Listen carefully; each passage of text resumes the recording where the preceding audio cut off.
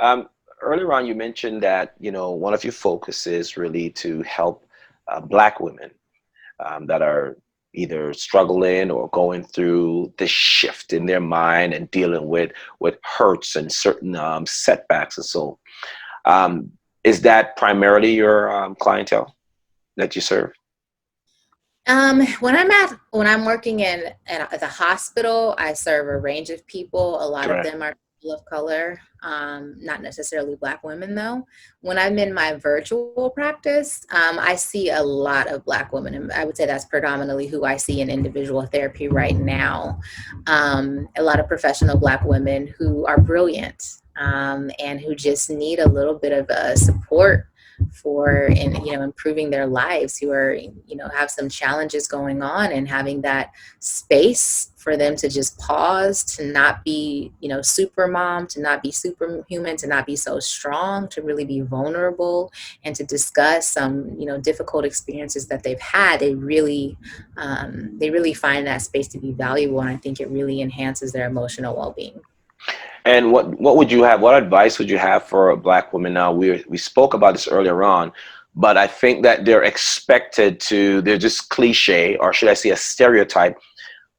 You're supposed to be strong, and wherever you look, there's a black fist or something that represents the Black culture of strength and power and overcomer and all of these fantastic words.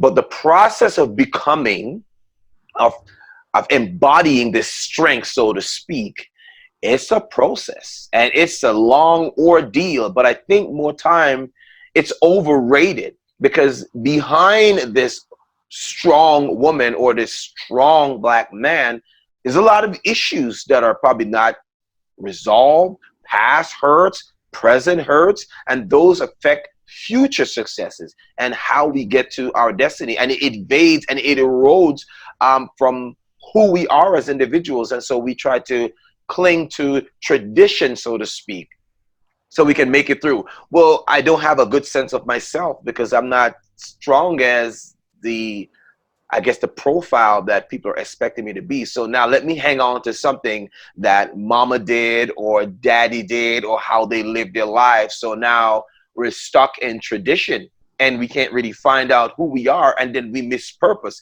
Everything gets eroded. And so now we're now faced with, what do I do? So what do you say to those women who are trying to live up to the hype of, oh, you're strong Black woman, strength, so to speak? Yeah, I mean, well, I would encourage them to really consider the costs. Yeah. Oh, I love it.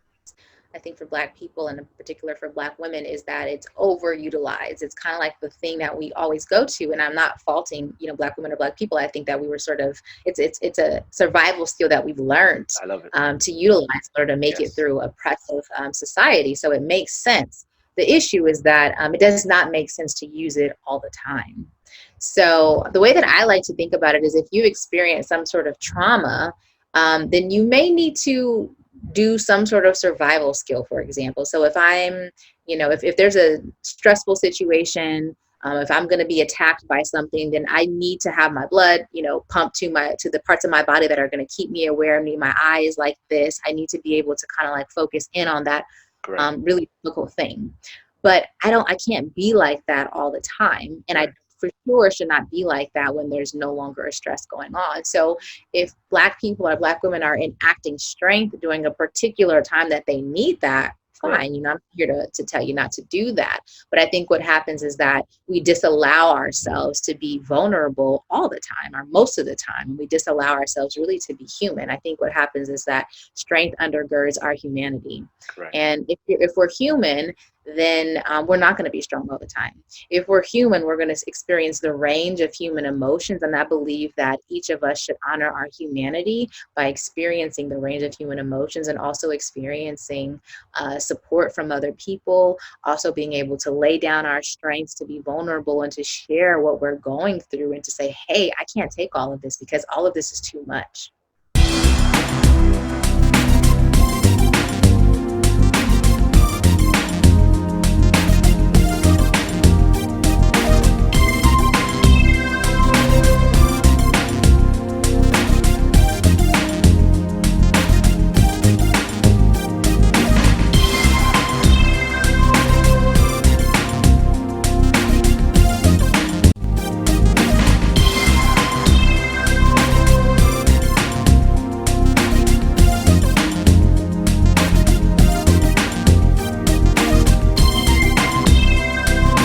Until next time, keep listening, live ready, talk soon.